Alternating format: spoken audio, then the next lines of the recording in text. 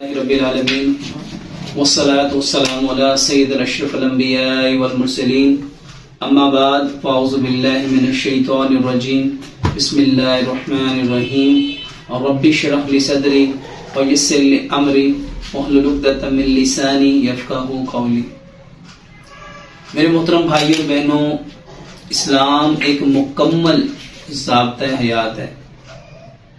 یہ زندگی گزارنے کا وہ خوبصورت طریقہ ہے جس کو اللہ سبحانہ وتعالی نے ہمارے لیے پسند کیا ہے، کیونکہ اللہ ہمارا خالق ہے، وہ ہمارا مالک ہے، وہ ہمارا رب ہے، اس نے ہمیں پیدا کیا ہے، وہ جانتا ہے کہ ہمارے لیے کون کون سی چیزیں صحیح ہیں، ہمارے دماغ کے لیے کون سی چیزیں صحیح ہیں، ہماری آنکھوں کے لیے کون سی چیزیں صحیح ہیں، ہماری زبان کے لیے کون سی چیزیں صحیح ہیں، ہمارے کان کے لیے کون سی چیزیں صحیح ہیں، ہمارے دل کے لیے کون سی چیزیں صحیح ہیں، ہمارے پھیپھڑوں کے لیے کون سی چیزیں صحیح ہیں، ہمارے معدے اور جگر کے لیے کون سی چیزیں صحیح ہیں، اور کون سی چیزیں جو ہمارے گردے کے لیے صحیح ہیں۔ یعنی میرے سر کے بالوں سے لے کے پاؤں کے ناخن تک میرے جتنے پارٹس آف باڈی ہیں ان کے لیے کون سی چیزیں بہتر ہیں، یہ ہمارا رب ڈیسائیڈ کرے گا۔ میرے محترم بھائی اور بہنوں، جو اللہ نے پیدا کیا ہے، جس کو اللہ نے بنایا ہے، جس کا کریٹر رب ہے، اس سے بہتر کون جان سکتا ہے؟ ہماری بدقسمتی یہ ہے کہ جو ہمارے رب نے پسند کیا اس کو اللہ سبحانہ وتعالی نے قرآن میں نازل کیا۔ بدقسمتی یہ ہے کہ ہم نے اس قرآن کو محض ثواب کی کتاب سمجھ لیا۔ اب کیونکہ ہم نے نبی صلی اللہ علیہ وآلہ وسلم نے جو خوبصورت زندگی عملاً پیش کر کے دی تھی، جس کے اوپر ہم نے چلنا تھا، جو ایکچوئل میں وے آف لائف تھا، کوڈ آف لائف تھا، پیتھ آف لائف تھا، اس کو ہم نے کیا سمجھ لیا؟ یہ تو ثواب ہے، یہ تو سنت ہے۔ میرے محترم بھائی اور بہنوں، ہمارے ہاں جتنی بیماریاں ہیں، چاہے وہ نفسیاتی بیماریاں ہیں، چاہے وہ جسمانی بیماریاں ہیں، چاہے وہ ذہنی بیماریاں ہیں، میرے محترم بھائی اور بہنوں، اس کی صرف ایک وجہ ہے، ایک وجہ ہے۔ میں نے اپنی اس کتاب میں ہم بیمار کیوں ہوتے ہیں اس میں اس وجوہات کو جب لکھا تو سب سے بڑی وجہ فطرت کو چھوڑنا ہے۔ فطرت کیا ہے؟ نبی صلی اللہ علیہ وآلہ وسلم نے فرمایا، اس دنیا میں آنے والا ہر بچہ فطرت اسلام پہ آتا ہے۔ اسلام فطرت ہے۔ اب اس کے ماں باپ چاہے اس کو یہودی بنا دیں، نصرانی بنا دیں، مجوسی بنا دیں، آیا وہ فطرت اسلام پہ ہے۔ اب اسلام ہماری فطرت ہے، ہم نے اپنی اس فطرت پہ چلنا تھا، یعنی جو ہمارے رب نے ہمارے لیے پسند کیا اس کو ہم نے چاہنا تھا، اس کو ہم نے سوچنا تھا، اس کو ہم نے بولنا تھا، اس کو ہم نے دیکھنا تھا، اس کے اوپر ہم نے عمل کرنا تھا۔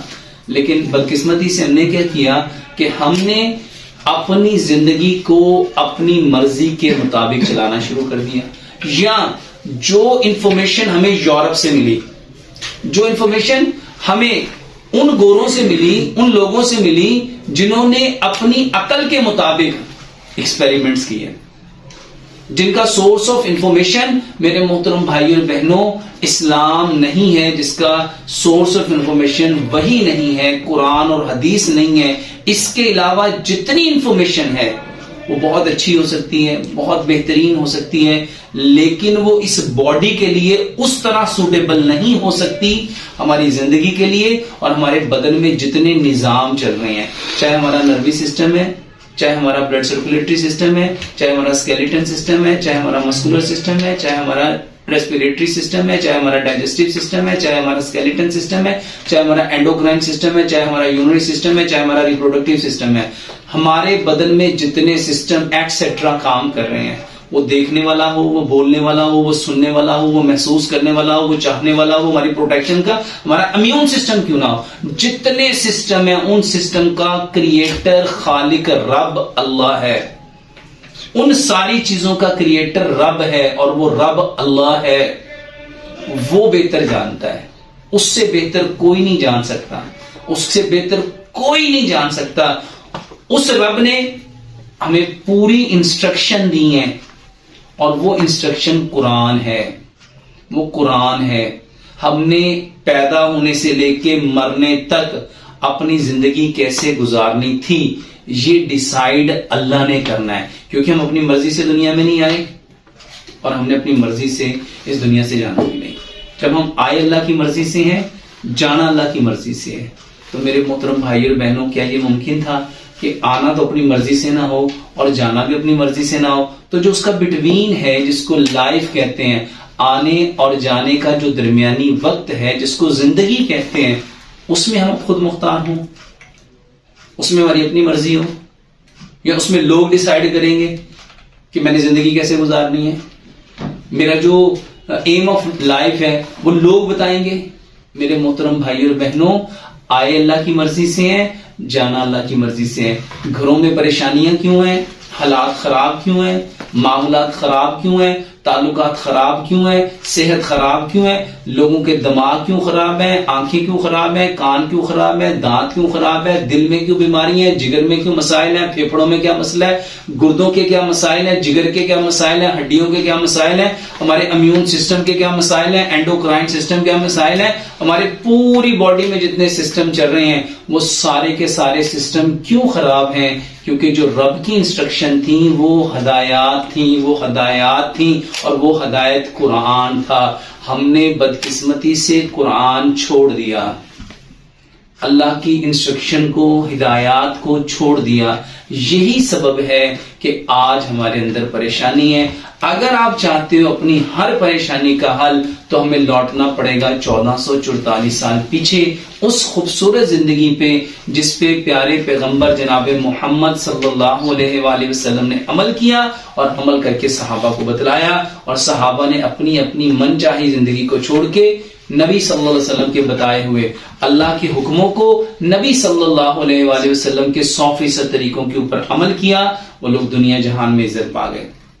ہم پریشان کیوں ہیں؟ کیونکہ ہم نے وہ راستے چھوڑ دیے، وہ طریقے چھوڑ دیے. وہی جو قرآن ہے اور وہی جو پیارے پیغمبر جناب محمد صلی اللہ علیہ وسلم کا فرمان ہے، اس سے ہم نے آج لا تعلقی کا اظہار کر دیا، برات کا اظہار کر دیا.